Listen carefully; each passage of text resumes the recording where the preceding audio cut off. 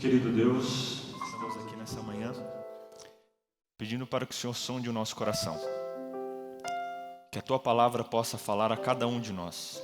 E que o Seu nome seja exaltado aqui e agora. Em nome de Jesus. Amém. Amém.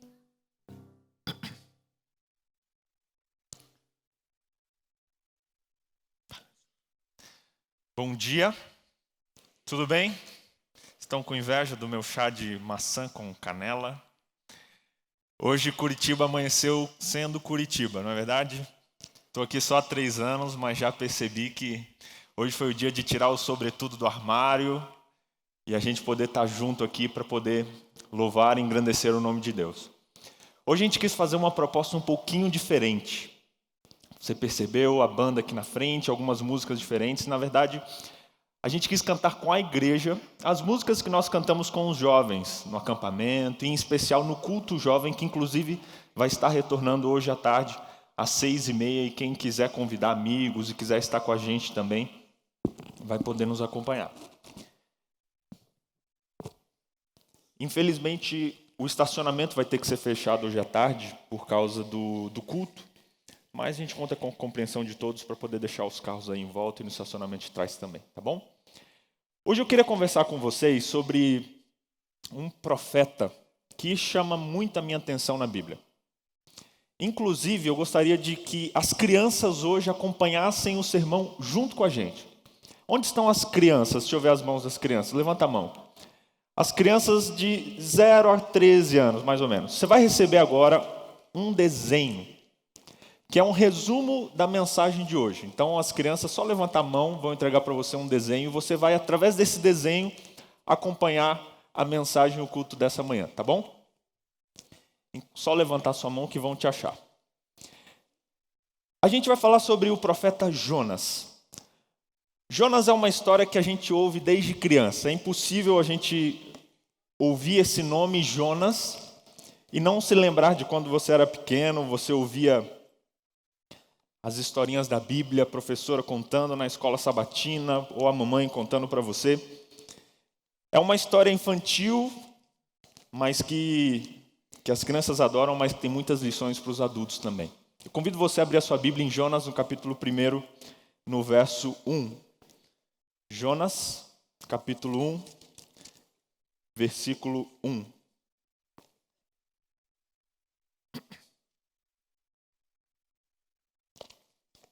Jonas 1, verso 1.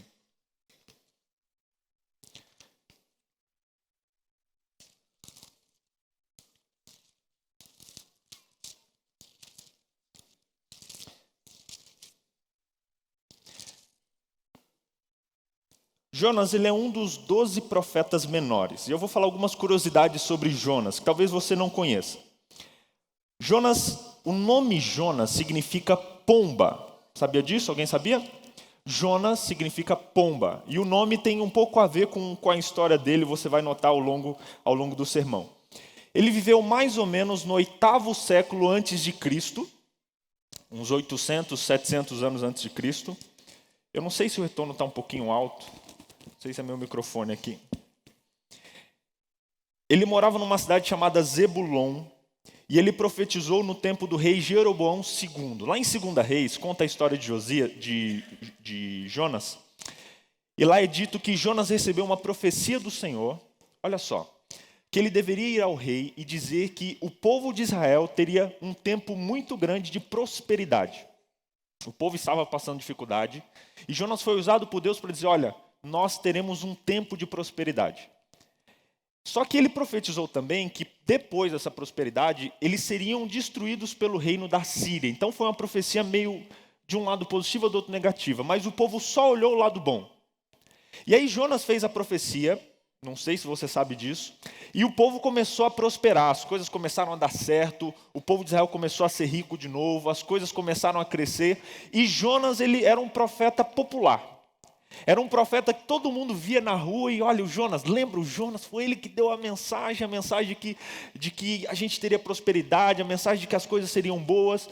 Jonas, ele foi usado por Deus para trazer uma mensagem muito positiva.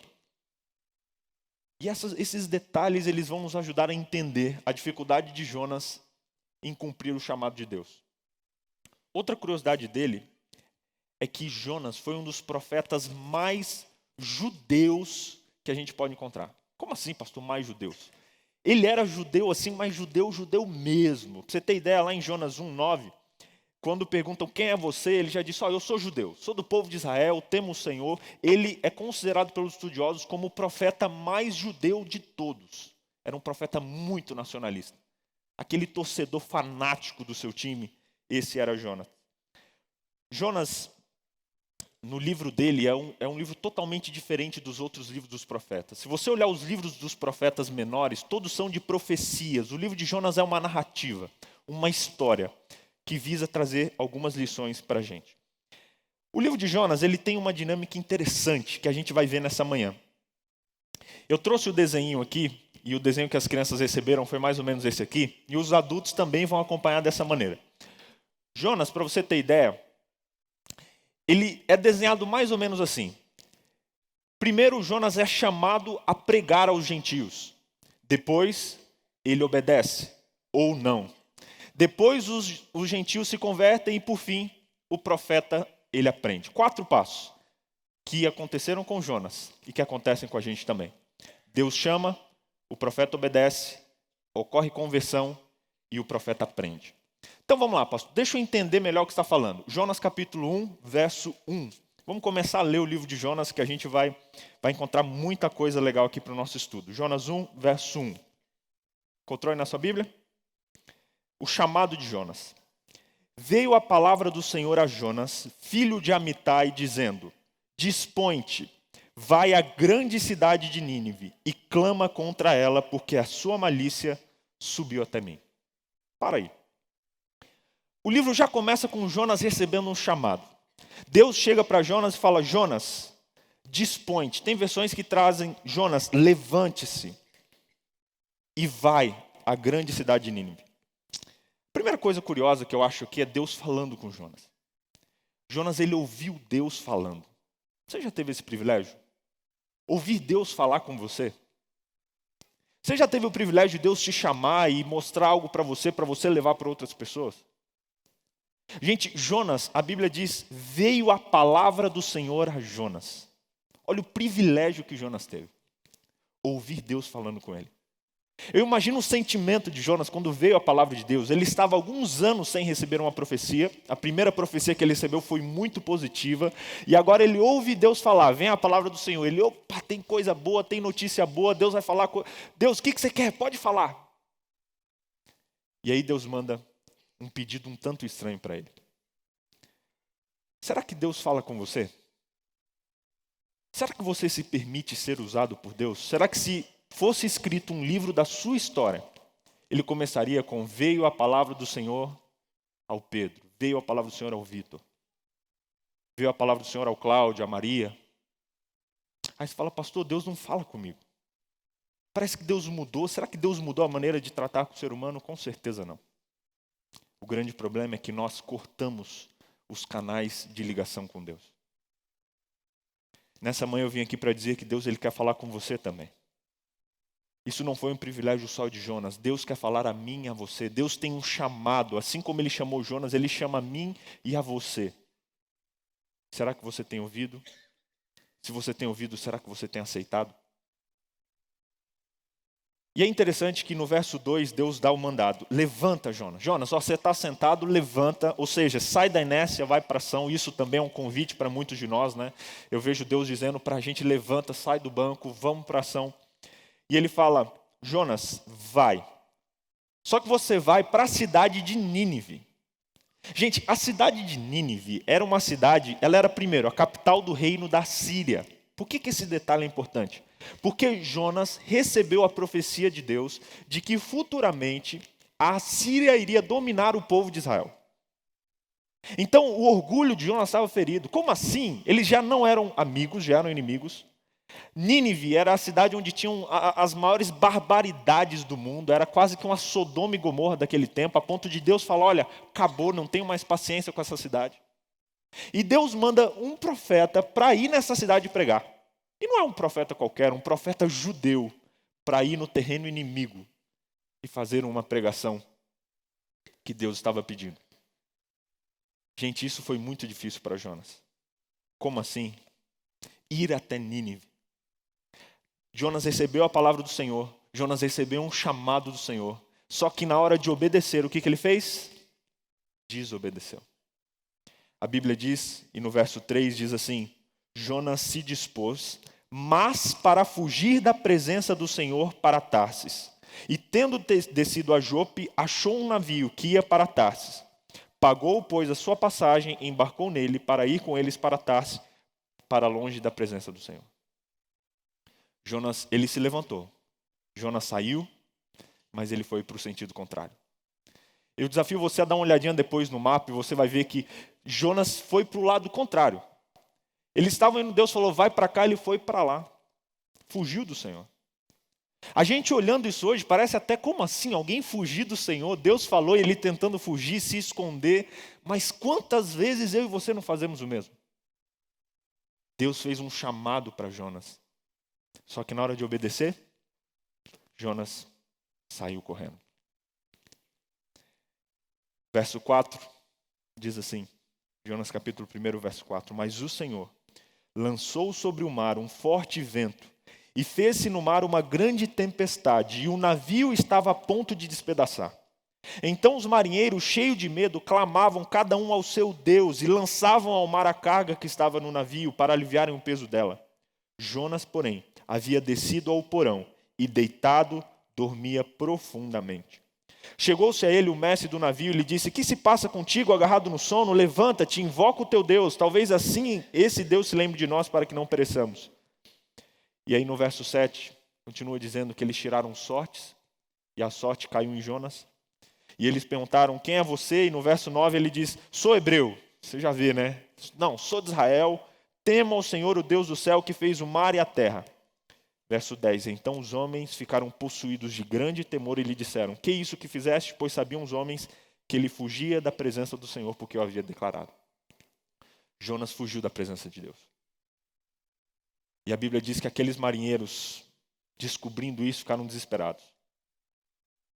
E aí Jonas, ele tenta resolver de um jeito nada convencional. Ele olha para os marinheiros e fala, olha, me joguem no mar. Me lancem no mar, que aí esse problema vai ser resolvido.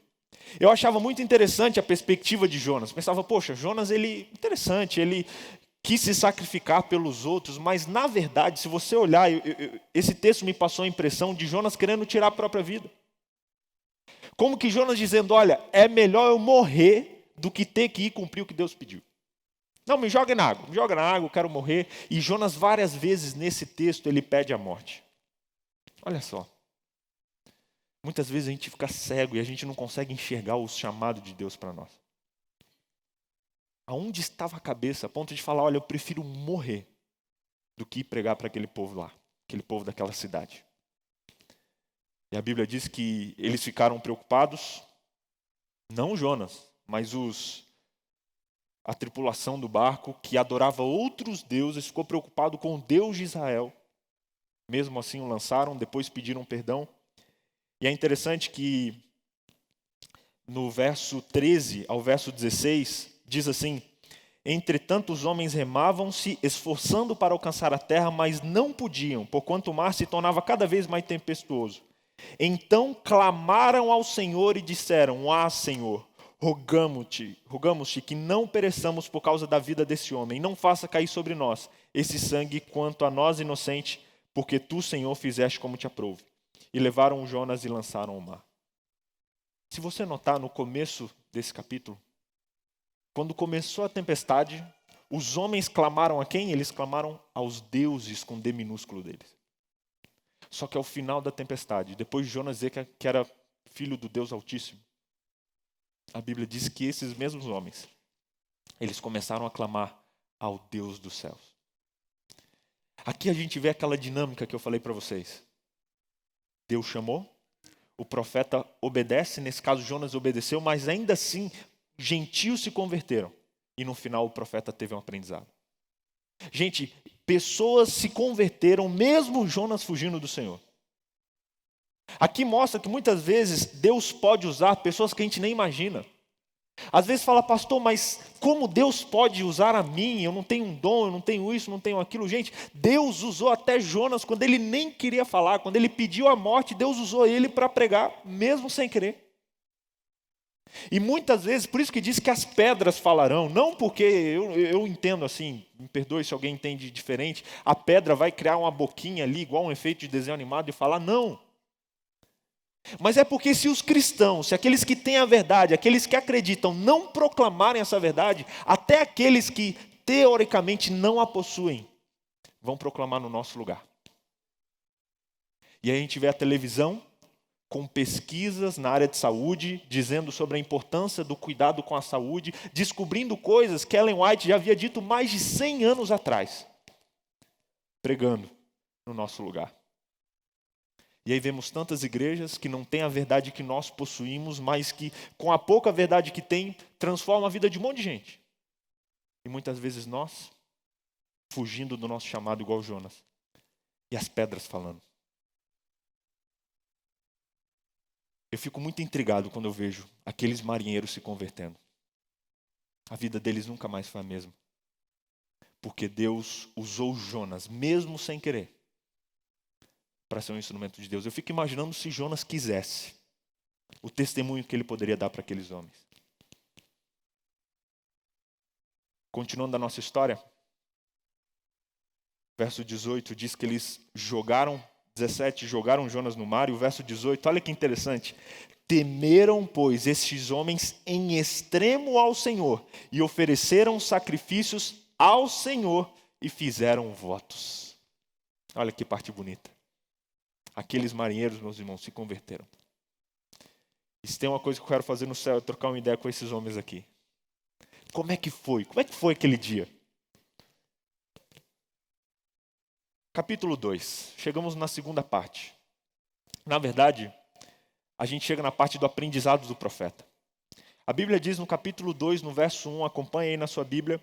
Então Jonas, do ventre do peixe, orou a Deus. Verso 17 do capítulo 1. Deparou o Senhor um grande peixe para que tragasse Jonas, e esteve Jonas 3 dias e 3 noites no ventre do peixe. Deus enviou um peixe para que tragasse Jonas. Quando criança a gente aprende que é uma baleia, a Bíblia não descreve assim. Entendemos que um peixe para engolir um ser humano seja uma baleia, mas não temos esse detalhe no texto.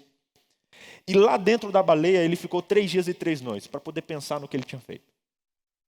E aí no capítulo 2 a gente vê o aprendizado do profeta. Então Jonas do ventre do peixe orou ao Senhor seu Deus e disse: na minha angústia clamei ao Senhor, e ele me respondeu. Do ventre do abismo gritei, e tu me ouviste, pois me lançaste no profundo no coração dos mares, e a corrente das águas me cercou. Todas as suas ondas e as suas vagas passaram por cima de mim. E então eu disse: lançado estou de diante dos teus olhos. Tornarei porventura a ver o teu santo templo? As águas me cercaram a alma, o abismo me rodeou. As algas se enrolaram na minha cabeça, desci até o fundamento dos montes, desci à terra, cujos ferrolhos se correram sobre mim para sempre. Contudo, fizeste subir da sepultura a minha vida, ó Senhor meu Deus. Quando dentro de mim desfalecia a minha alma, verso 7 diz, eu me lembrei do Senhor, e subiu a ti a minha oração no teu santo templo. Os que entregavam a idolatria abandonam aquele que lhe é misericordioso, mas com voz de agradecimento eu te oferecerei sacrifício. E aqui é a parte mais importante da oração. O que votei, pagarei. Ao Senhor pertence a salvação. Queridos, Jonas aprendeu a lição. E aqui a gente vê o aprendizado do profeta. Jonas, dentro da barriga da baleia, ele fez uma oração, uma das mais bonitas. É um poema lindo. É que quando se traduz, a gente perde um pouco da rima que ele tinha naquela época, especialmente de ideias. Mas Jonas, ele abriu o coração, dizendo, olha, eu fui lançado no mar, a onda passava na minha cabeça, uma alga pegou no meu pé, eu pensei, olha, já era para mim, e Deus, na sua misericórdia, me resgatou. E ele termina dizendo, olha, eu vou responder esse sacrifício. Eu vou oferecer sacrifício. O que eu combinei com você, Deus, eu vou cumprir. E aí, no verso 10, falou, pois, o Senhor ao peixe, e ele vomitou Jonas na terra. Cuspiu Jonas na terra. Aqui, queridos, termina a primeira parte da história de Jonas. Uma parte bem triste, na verdade. Manchada, desobediência, mas no fim um aprendizado. E aí, só que você olha na sua Bíblia, tem mais 2 capítulos ainda no livro de Jonas, não acaba aqui. No capítulo 3, parece que Deus começa novamente. Deus fala, ok, Jonas, tudo bem, vamos tentar de novo, vou te dar mais uma chance. E aí no capítulo 3 ele começa assim, veio a palavra do Senhor, segunda vez a Jonas, dizendo, dispõe-te, vai à grande cidade de Nínive e proclama contra ela a mensagem que eu te digo. Queridos, Deus é muito paciente. Olha a paciência de Deus conosco. Deus podia muito bem falar, Jonas, você não quer me obedecer? Então tá bom, um raio na sua cabeça. Mas não, Deus ele cuidou, ele mesmo Jonas fugindo de Deus, mesmo Jonas falando, olha, eu prefiro morrer ao pregar no lugar que você pede. Deus queria ensiná-lo para ele uma lição. E aí a Bíblia diz, veio a palavra do Senhor uma segunda vez. Aqui vamos nós outra vez. E ela repete praticamente as mesmas palavras do capítulo 1. Levanta-te, imagina Jonas lá caído na praia. Jonas, levanta, vai para Nínive e proclama contra ela a mensagem que eu te digo. Jonas teve uma segunda chance. Jonas recebeu de novo um chamado. E aí a gente começa de novo o ciclo. O chamado de Jonas aos gentios. Será que dessa vez vai dar? Jonas foi chamado. E aí a gente lê aqui no verso 3. Qual foi a resposta de Jonas agora? A Bíblia diz assim, levantou-se, pois, Jonas, e foi a Nínive, segundo a palavra do Senhor. Jonas merecia uma salva de palmas aqui. Imagina o céu olhando, Jonas levantando, indo. Agora sim. Não, Jonas aprendeu a lição, ok. E a Bíblia diz no verso 4, começou Jonas a percorrer a cidade caminho de um dia, e pregava e dizia, ainda 40 dias, e Nínive será subvertida. Lendo esse verso 4, eu notei um pouquinho da mensagem de Jonas. Deus deu essa mensagem para ele pregar, só que o tom com que Jonas prega aqui não é um tom muito amoroso. Você vê que ele não fala aqui, gente, se convertam dos seus maus caminhos, como muitos profetas fazem com o povo de Israel. Olha, voltem aos caminhos do Senhor, vocês estão no erro. Não, Jonas chegou na cidade e falou, 40 dias vai ser destruída essa cidade, ponto final. E a Bíblia diz que ele andava, eu fico imaginando Jonas caminhando, ele não parou para pregar, ele ia andando. Gente, 40 dias vai cair fogo aqui, 40 dias vai cair fogo aqui, pregando. Eu não consigo perceber amor de Jonas ao pregar, eu não consigo ver isso aqui nesse verso e pelo que o texto fala. E vendo o que vai acontecer depois, com certeza Jonas, ele não estava com o coração ali.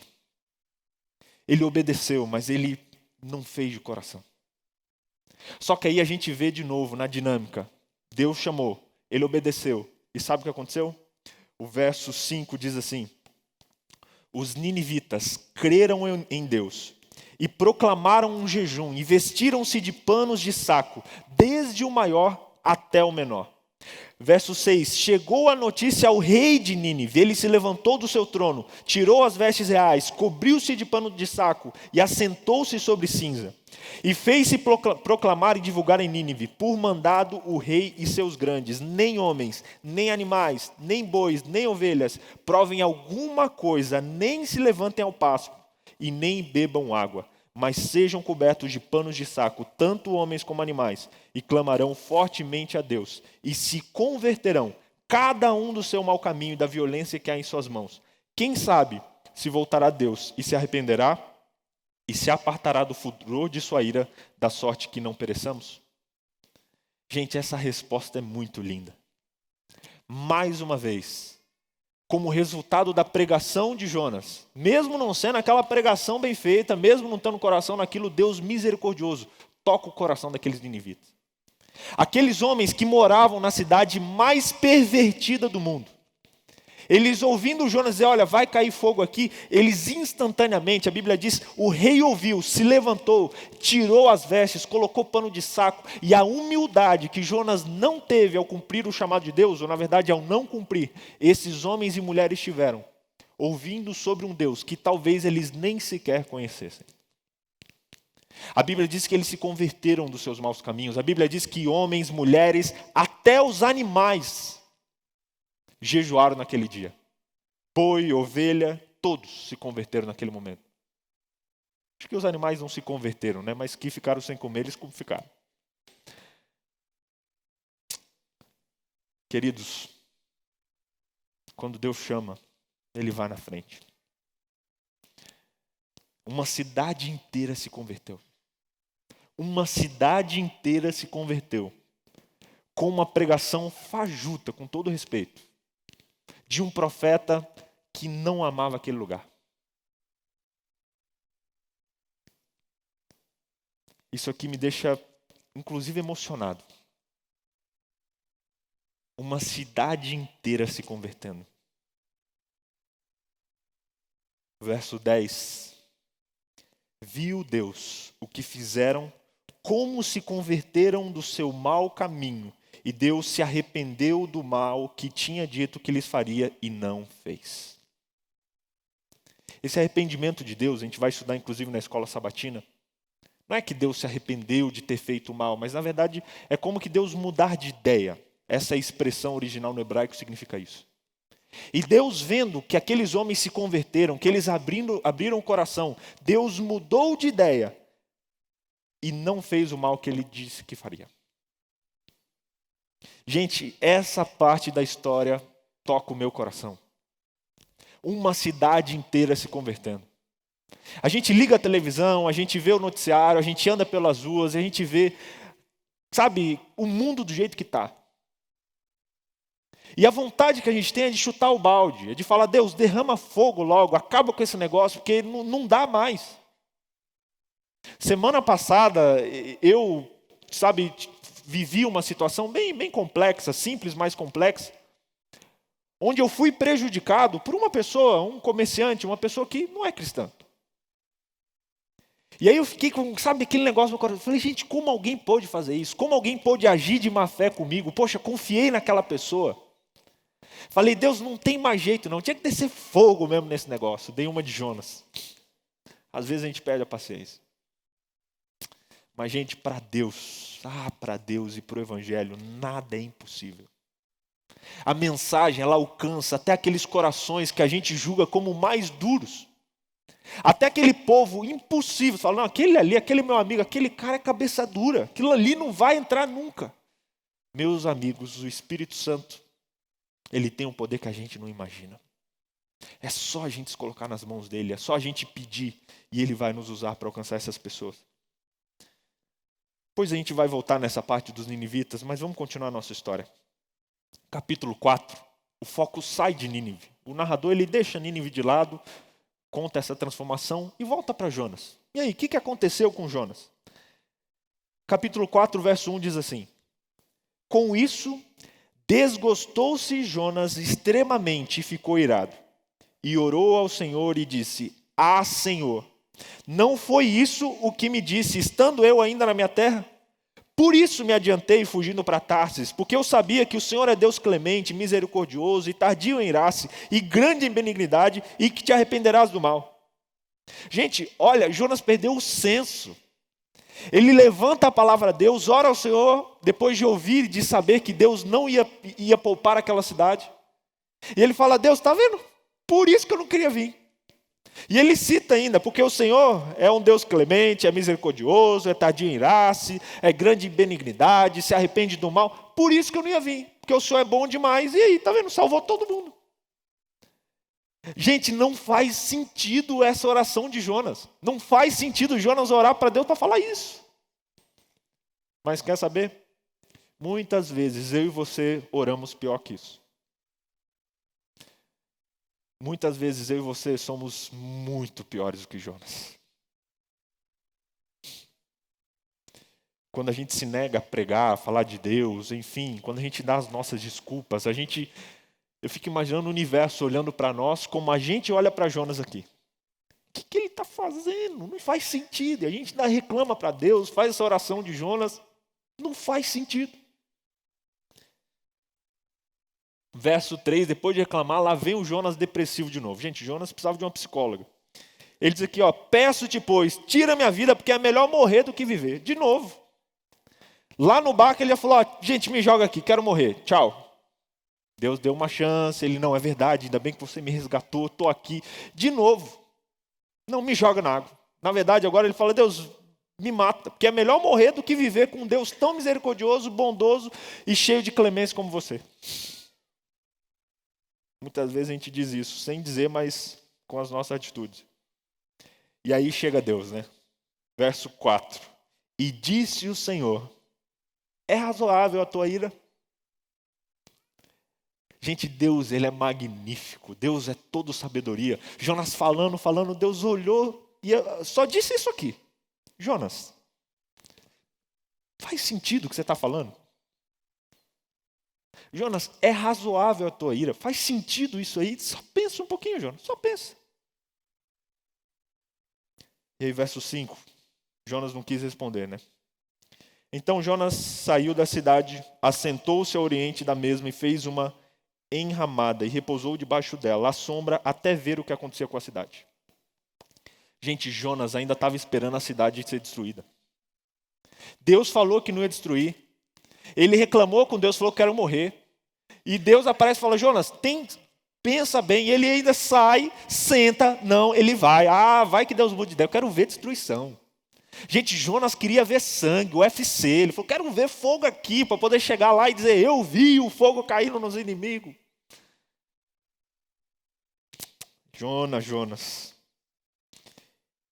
E aí lá sentado ele fez uma tendinha, uma barraquinha, não sei o que ele fez ali. Dormiu. E aí o verso 6, Deus de novo dá uma lição para o profeta.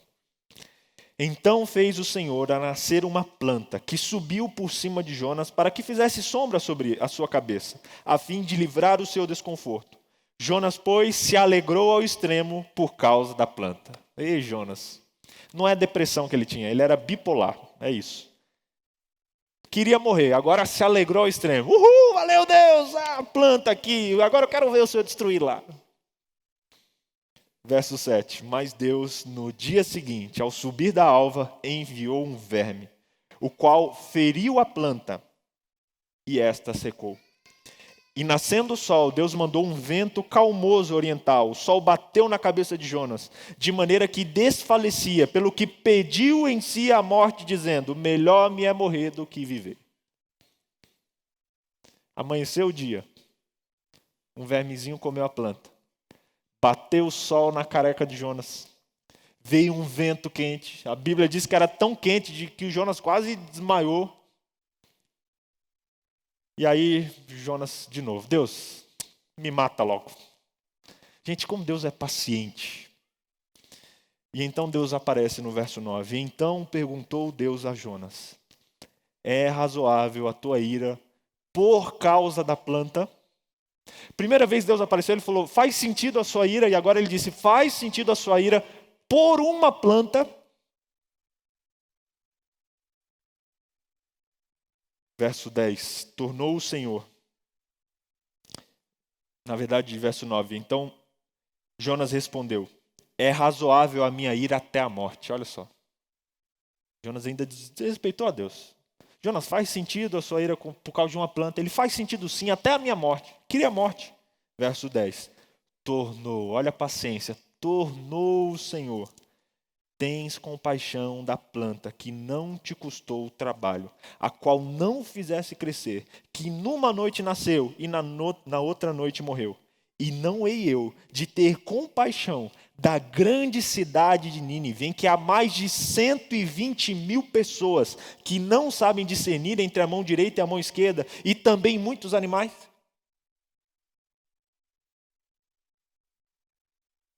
Jonas teve que engolir essa. Eu fico angustiado, porque eu não sei na sua Bíblia, mas na minha, acaba aqui. Tudo branco. Sabe quando você está assistindo um filme e cai a energia no final do filme? Tive isso num voo, estava voando ali, vendo um filme, no finalzinho ali, 5 minutos finais. Senhores passageiros, e aí fica aquela tela azul, e o filme não voltou. Até hoje eu não vi o final do filme. Com Jonas é a mesma coisa, parece que está faltando aqui. Termina a história aqui. Deus dando uma lição de moral em Jonas. Jonas, você teve compaixão de uma planta. Você não quer que eu tenha compaixão de uma cidade com 120 mil pessoas que não conseguem nem saber que mão é a direita e que mão é a esquerda. E fica. Sabe aquele filme de lição de moral? Acaba e você fica. No céu eu quero perguntar para Deus como terminou essa história também. Mas sabe, eu entendo que esse fim aqui, ele é proposital. Proposital para deixar uma reflexão na vida de Jonas e na nossa vida também. A gente olhando a história de Jonas não faz sentido. E é legal a gente rever as histórias. Eu sei que a maioria de vocês, se não todos conheciam essa história, mas a gente encontra alguns detalhes que fogem o texto. E a gente é levado, tem o risco de achar Jonas quem era Jonas e desvalorizar o coitado. Realmente, ele deu um monte de cabeçada aqui. Mas, amigos, esse livro fala sobre mim e sobre você. Esse livro fala sobre nós. Se a gente voltar lá na dinâmica do profeta, a gente vê que isso aqui se aplica a mim e à sua vida também. Todos nós, todos que aqui estamos, todo mundo, você que está assistindo a gente pela internet, em qualquer lugar do mundo, essa dinâmica da tua vida. Deus, ele criou você para dar esses passos assim como Jonas. Primeiro ponto, Deus, ele tem um chamado para você. Deus tem um chamado para todo mundo. Deus tem um propósito para a sua vida. Deus, ele te chamou para algo. Ele tem uma missão para você, que não é nascer, crescer, ter filho e morrer. Não é isso. A sua missão de vida não é trabalhar para quitar um apartamento. Não é. Sua missão nessa terra não é lutar e trabalhar para ser o melhor da tua empresa. Desculpa, não é. Embora essas coisas não sejam coisas ruins, não estou dizendo aqui para você vender seu apartamento, você perder seu emprego, não. Mas estou dizendo que Deus, ele te criou para algo muito maior. Deus, ele chamou todos os seres humanos para uma mensagem, para pregar uma mensagem. E lá em Mateus, esse texto a gente conhece de cor, mas não dá para se cansar de ler. Abre lá Mateus capítulo 27, 28. Mateus capítulo 28. Assim como Jonas, nós também temos um chamado. Deus, ele chama a gente. E o capítulo 1 da sua história começa com Deus falando isso para você. Mateus capítulo 28, verso 18. Diz a grande comissão, o grande chamado. Mateus 28, verso 18 diz assim: Jesus, aproximando-se, falou-lhes dizendo: toda autoridade me foi dada no céu e na terra. E o verso 19: ide, levante-se, saia do seu lugar, faça discípulos de todas as nações, batizando-os em nome do Pai, do Filho e do Espírito Santo, e ensinando-os a guardar todas as coisas que eu vos tenho ordenado. E eis que estou convosco todos os dias até a consumação dos séculos. Gente, esse é o chamado de Deus para nós. Essa é a sua história. Imagina você no lugar de Jonas. Você na sua casa, você aqui na igreja, com, sabe, roupinha quentinha, sentadinho, veio aqui para ver um culto gostoso. E aí vem a palavra do Senhor a você, e eu vim aqui com esse propósito de levar essa palavra de Deus para você. Você que talvez já conheça, já se esqueceu, que nunca percebeu esse texto. E disse para você: filho, vai, ide. É para você ir, é para você se levantar. E a sua missão, o chamado que eu faço para você, é para você fazer discípulos. Em onde? Em todas as nações. E aqui a gente vê o local de novo. Deus falou, a fórmula parece que é a mesma. Jonas, se levante, vá à cidade de Nínive, prega o que eu falei. E ele volta dizendo que estaria com ele. E ele diz: Igreja Central de Curitiba, todos que estão assistindo pela internet, Deus fala para você: levanta, faça discípulos. Não em Nínive, mas em todas as nações, em todas as cidades, em todos os bairros. Batize esses discípulos e ensine esses discípulos a guardar as coisas que eu vos tenho ordenado. E eu estou com você. Pode ficar tranquilo que eu vou estar com você todos os dias, até a consumação dos séculos. Queridos, esse é o meu e o seu chamado. Eu e você, a gente está nesse primeiro pontinho aqui. Chamado aos gentios. O propósito da nossa vida é de alcançar os gentios. E gentios é uma expressão para dizer os não-judeus daquela época. E a gente traduz como os não-cristãos, os que não acreditam em Deus, ou que não seguem o que Deus pede. Deus nos chamou. Essa igreja existe, meus irmãos, não é para proteger a gente do mundo. Essa igreja existe para levar gentios a encontrar a Deus. O cristianismo foi criado por Jesus para que outras pessoas se convertessem. Eu e você só existimos por causa desse chamado, por causa do chamado aos gentios. E se você não vive esse chamado, você está desperdiçando a vida que Deus te deu. Aí, o segundo ponto já não é comigo e não é com Deus. É com você. Será que você vai obedecer? Será que você vai para Nínive? Vai sair da zona de conforto? Vai pregar na cidade que Deus mandou? Ou você vai para o outro lado? Sabe? Deus não chamou a gente para pregar em Nínive. Mas Deus chamou a gente para pregar nessa cidade aqui, Curitiba. Eu fiz essa camiseta ontem à noite. Se quiserem contratar serviços de serigrafia, vou abrir uma loja. Porque me chamou muita atenção isso aqui. CWB significa Curitiba. Eu amo Curitiba. E hoje, nesse dia onde Curitiba está sendo Curitiba, eu queria lembrar você do seu chamado. Deus chamou para esse lugar aqui, ó. Você que está em outros lugares, imagina você usando a sua camiseta. Deus chamou você para alcançar o lugar que você está. O que você vai responder? Será que você vai tirar a camiseta e jogar fora? Vai entrar no fundo de um barco? Eu entendo que não foi fácil para Jonas, mas desculpa, gente, mas eu acho que Deus não fez um pedido difícil, tão difícil como ele fez para Jonas, para nenhum de nós aqui. A gente vê que Jonas ele vacilou, ok, mas eu não consigo enxergar nenhum de nós na mesma posição de Jonas. Sendo um patriota daquele jeito, sendo chamado para pregar numa nação que torturava as pessoas, os seus inimigos diretos, sendo, sabe, tudo que envolveu Jonas. Por isso que eu não gosto de também criticar Jonas, porque a situação que ele estava, nenhum de nós estamos. A gente está numa situação muito mais confortável. Mas a gente não fala, a gente não sai. Deus faz um chamado mais fácil para a maioria de nós, mas a gente não responde. Qual o chamado Deus fez para você? O que Deus chamou para fazer? Pastor, eu sei, mas eu tenho medo. Meu irmão, o chamado de Deus envolve friozinho na barriga. Envolve sair da zona de conforto. Hoje à noite no culto a gente vai falar um pouco mais sobre isso. Mas sair, Deus chama, Deus falou, Pedro, vem, me segue. E a Bíblia diz que Pedro, deixando as redes, seguiu Jesus. Gente, imagina Pedro pescando, imagina jogando a rede. Deus fez um chamado, ele larga lá e vai embora.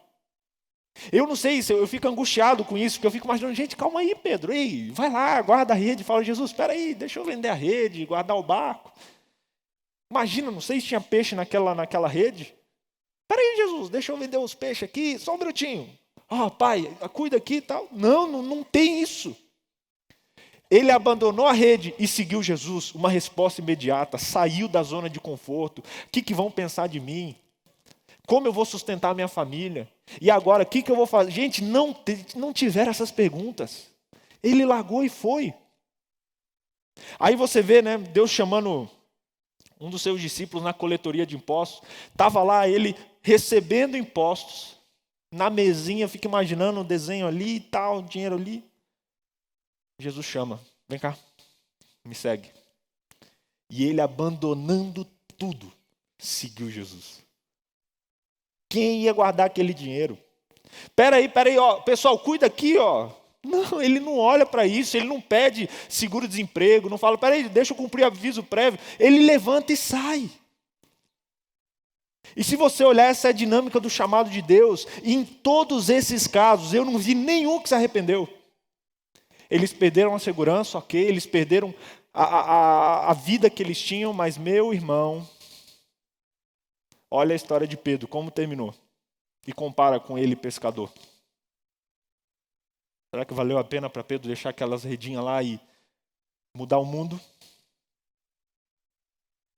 Olha o coletor de impostos, a vidinha que ele tinha e quem ele se tornou. Agora olha para você, a vida que você tem. Aquilo que Deus pede para você talvez abrir mão, para responder ao chamado. Mas tenta pensar lá na frente, no instrumento que Deus vai fazer de você. Irmãos, não me entenda, não estou pedindo para ninguém fazer nenhuma loucura, mas o que eu estou querendo mostrar para você é que muitas vezes Deus ele não pode usar a gente porque a gente está sentado. Depois do aprendizado do profeta vem a conversão dos gentios. E eu acredito, meus irmãos, que essa cidade, em nome de Jesus, será convertida a Ele.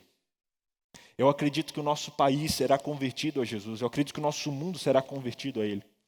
A gente sabe que muitas pessoas não vão ser alcançadas, muitas pessoas, na verdade, não vão querer ser alcançadas, mas a Bíblia diz que todos vão ouvir.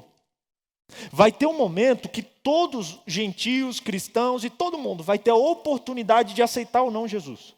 Eu acredito nisso, e a Bíblia diz isso. E isso vai acontecer, queira você participar ou não. Eu já disse isso aqui, mas a gente tem uma crença errônea da Bíblia de que Deus ele só vai fazer o trabalho se eu for e pregar.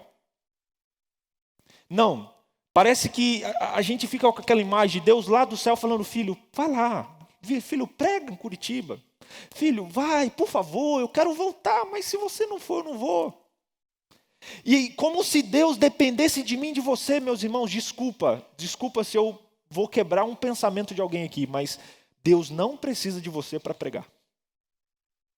O verso e os versos na Bíblia onde falam que o evangelho, aquele verso, o evangelho será pregado em todo mundo, esse verso ele está num chamado passivo divino. É uma linguagem verbal que é atribuída apenas em ações de Deus.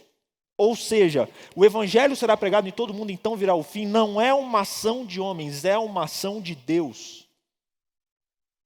Mas para essa ação, Ele permite a nós o privilégio de participar, para que outros se salvem e para que a gente se salve também.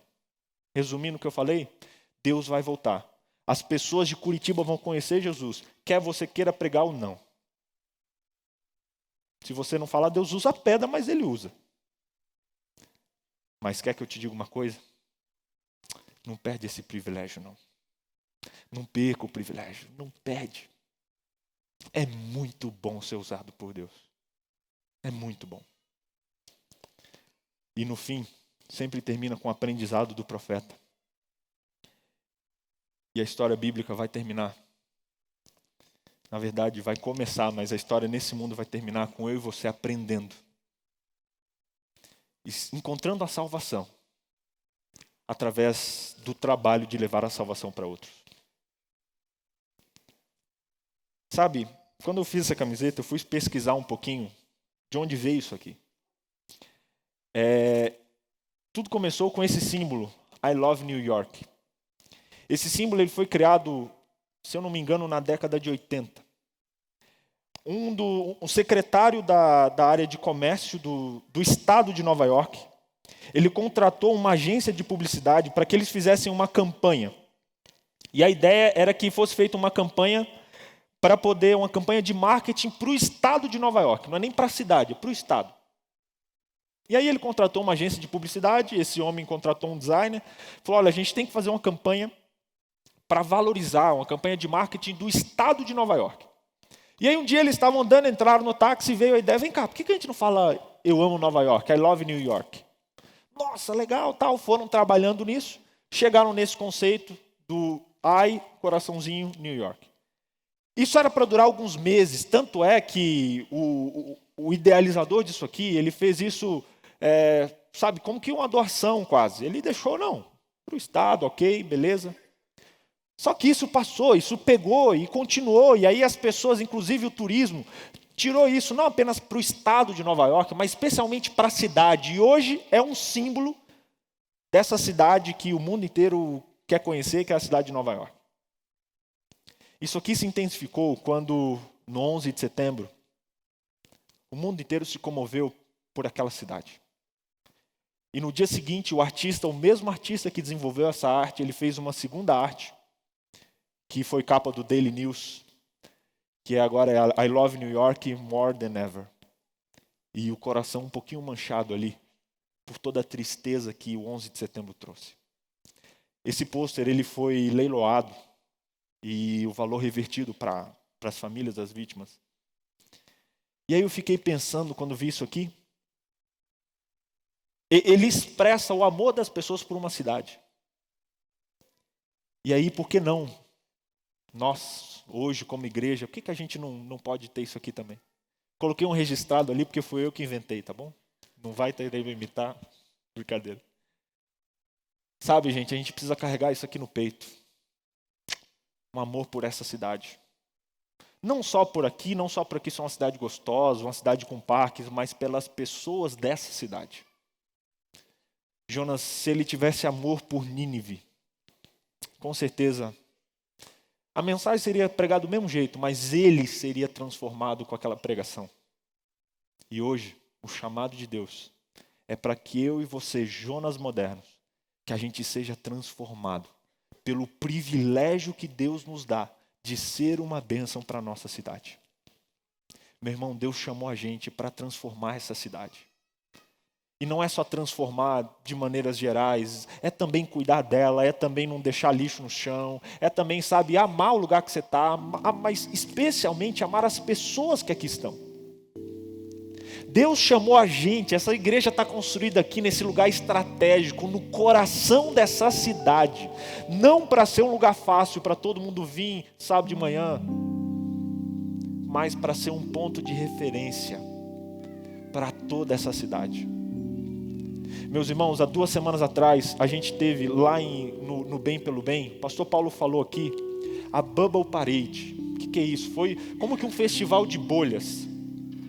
Foi anunciado e era uma questão a nível de mundo, mas aqui em Curitiba, o Bem pelo Bem, o ministério da igreja, os pastores da igreja se movimentaram e promoveram isso.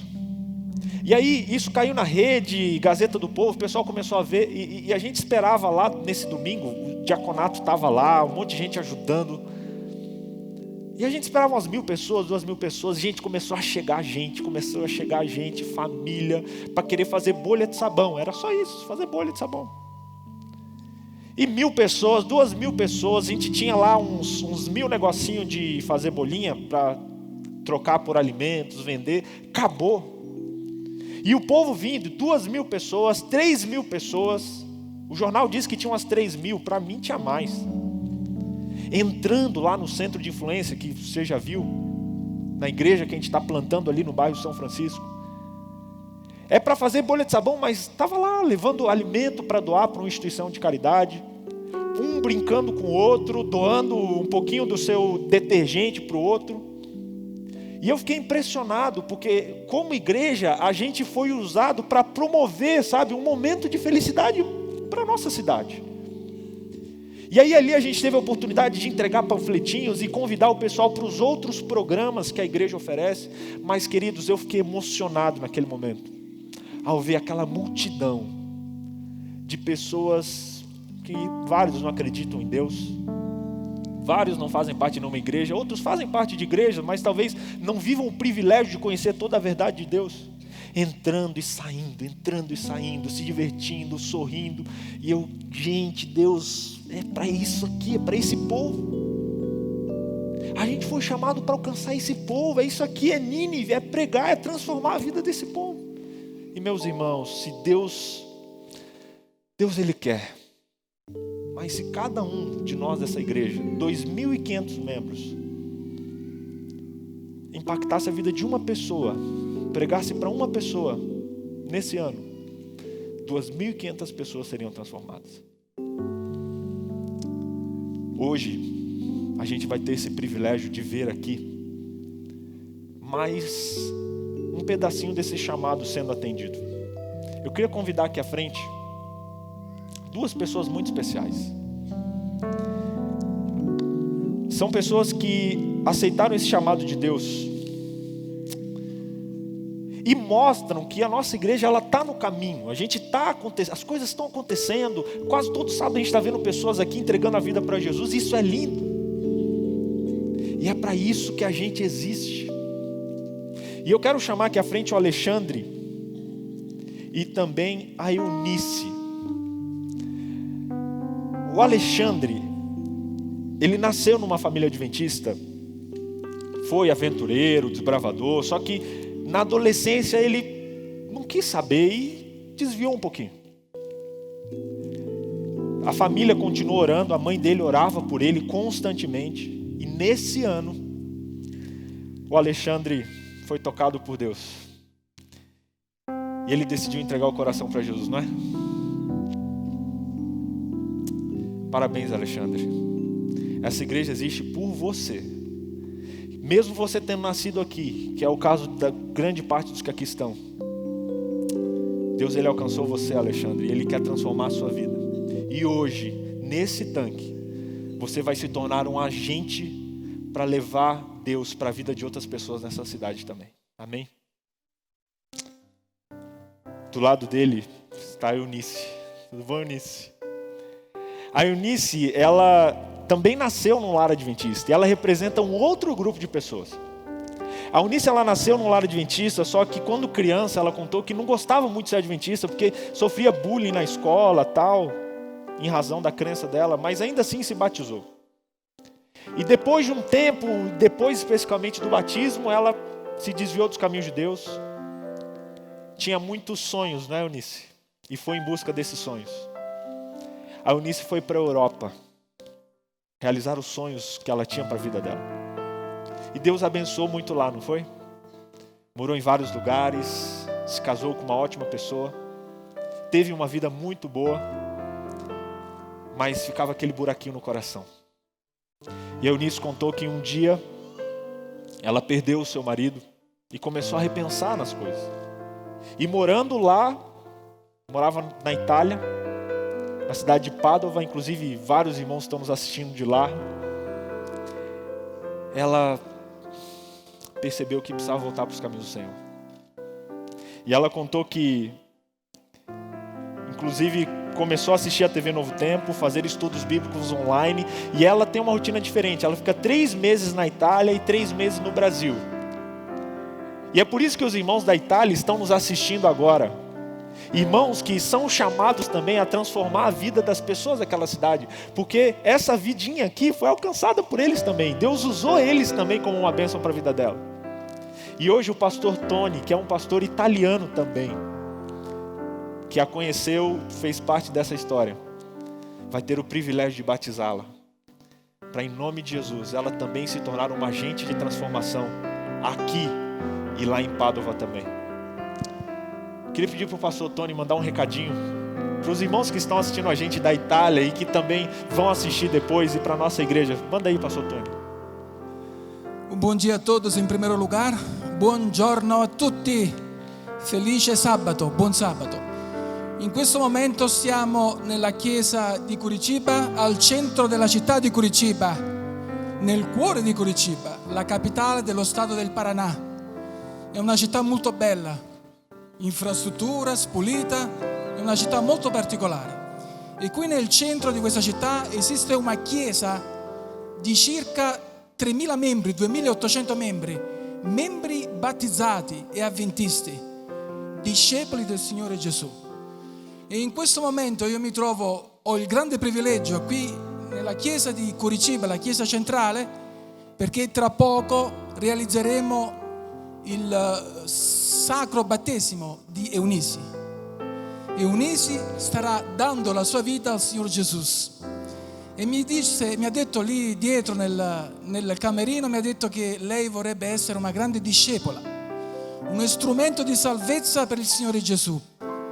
E lei sarà un evangelista, perché tutti gli avventisti sono evangelisti.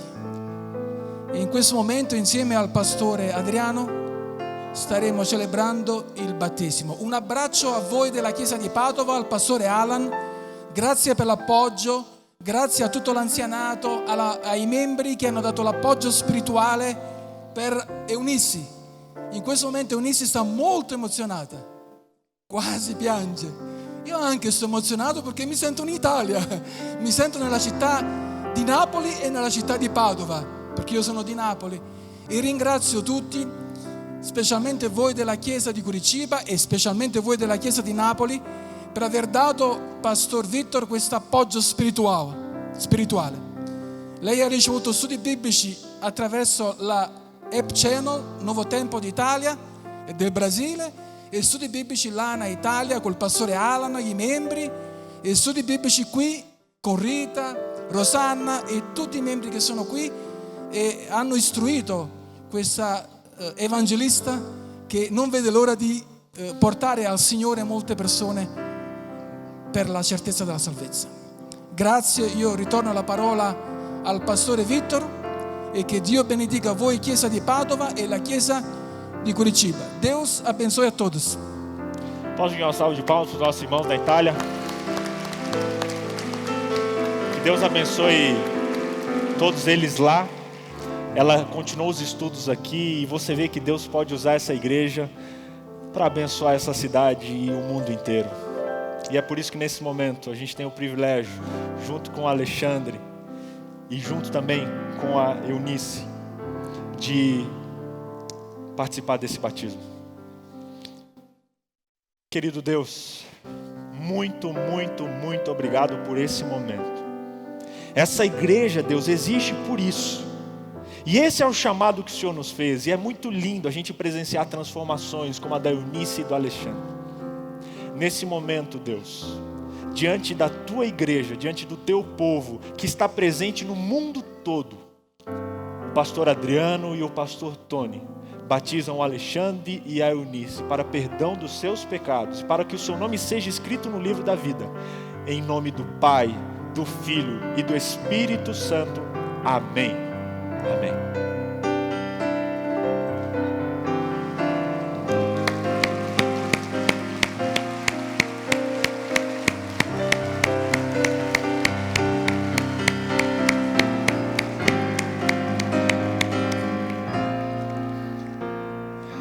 Eu concluo essa mensagem com 2 convites. O primeiro é para aqueles que querem hoje aceitar o chamado que Deus fez. Será que tem alguém aqui nessa noite, nessa manhã, na verdade, que quer dizer para Deus: Deus, eu estou me sentindo chamado como Jonas foi. E eu aceito o chamado. Eu não sei que chamado Deus fez para você, mas eu quero te convidar, a você que aceita esse chamado, a se colocar em pé. Chega aqui mais pertinho para a gente fazer uma oração nesse momento. Você pode vir? Aqueles que querem aceitar e falar: Deus, hoje eu aceito o chamado. Eu quero ser, sabe, um evangelista. Não sei, do jeito que você quiser me usar. Eu quero pregar, eu quero falar, eu quero... Não sei o que Deus está te chamando, mas coloque-se de pé. Se puder, chega mais pertinho aqui. Eu quero fazer uma oração com você. Eu quero convidar aqui à frente também alguém que porventura ainda não passou por essa experiência do batismo. Temos alguém aqui ainda que não foi batizado? Posso ver a mão? Temos aqui, ali, lá em cima. Eu quero fazer um pedido especial. Que Deus abençoe você, a sua vida. Essa igreja existe por você e por cada um de vocês que eu sei que estão assistindo online agora e que ainda não passaram por essa experiência. E nesse momento eu quero fazer uma oração especial por vocês também. Que eu e você temos no nosso coração um amor por essa cidade, um amor pelas pessoas daqui, um amor por pessoas como Alexandre, como Eunice, como cada um dos visitantes que temos aqui hoje, que receberam esse livro, que não são mais visitantes, já são de casa. E que em nome de Jesus a gente experimente o privilégio de ver uma transformação na nossa cidade, no nosso país e no nosso mundo. Porque cada um de vocês que se levantou cumpriu o chamado de Deus e se tornou um arauto da verdade, um transmissor de boas novas. Feche seus olhos e vamos orar. Pai, eu te agradeço por esse momento e por esse privilégio que a gente tem de estar junto como família diante de Ti nesse momento. Deus, a gente pôde ver hoje a história de Jonas, esse profeta que o Senhor teve tanto carinho, tanta paciência. E eu fico pensando, como o Senhor tem paciência comigo, como o Senhor tem paciência com cada um de nós, como o Senhor teve paciência com a Eunice, com o Alexandre. E em nome de Jesus, Deus, a gente está aqui nessa manhã. Porque a gente não quer mais testar a sua paciência, a gente quer te aceitar. A gente quer aceitar nessa manhã, Deus, o chamado que o Senhor tem para cada um de nós. Deus, as pessoas que aqui se levantaram, responderam, disseram sim a esse chamado, disseram sim, eu aceito, eu quero ir, eu quero transformar a cidade que eu moro, Curitiba, que seja outras cidades do Brasil, que seja na Itália, que seja onde quer que cada um dos que aqui está seja chamado, mas que em nome de Jesus, nessa manhã, a gente saia daqui outra pessoa, com compromisso, Deus, e essa é a nossa oração. Aceitamos o compromisso de sermos um agente de transformação onde quer que a gente esteja. Deus, que a nossa pregação em nome de Jesus seja tão efetiva como foi a pregação de Jonas. Que a gente possa ver, Deus, a cidade de Curitiba se levantando, famílias se reconciliando, pessoas se reconciliando contigo, se reconciliando com seus irmãos, e que a gente tenha o privilégio de ver o Espírito Santo se mover nessa cidade e nesse mundo, querido Deus. A gente pede em nome de Jesus, Deus, que o seu Espírito se manifeste, que ele seja derramado e que cada um dos que aqui estão possa deixar para trás o que for necessário deixar para seguir o teu chamado e ser uma bênção para onde o Senhor quiser que a gente vá. Nós nos colocamos em tuas mãos e aceitamos o chamado que o Senhor tem para nós. Em nome de Jesus. Amém. Amém. Que Deus os abençoe.